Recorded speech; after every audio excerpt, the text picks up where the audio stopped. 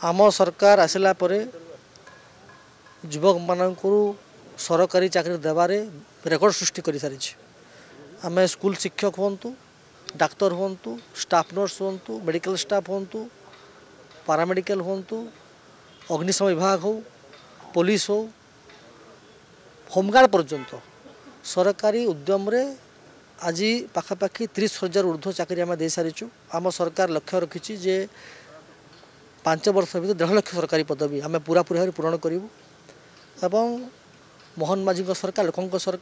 लोकों स्वार्थ दृष्टि से युवक हूँ से गरीब लोक हूँ से महिला हूँ से कृषक हूँ समस्त आम सरकार कम कर प्रतिश्रुतिबद्ध। आपड़ जो आज क्वेश्चन देखते माननीय मंत्री निश्चित भाव में तार उत्तर रखिंट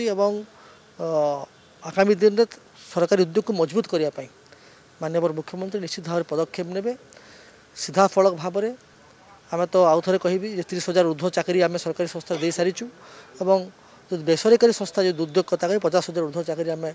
लोकों पाखे पहुँची सारी और ओडिशार प्रगति पाई जहाँ जहाँ दरकार ये सरकार निश्चित भाव में काम कर सबु प्रकार जिनिस जो भी जहाँ अच्छी आम सरकार लोकंर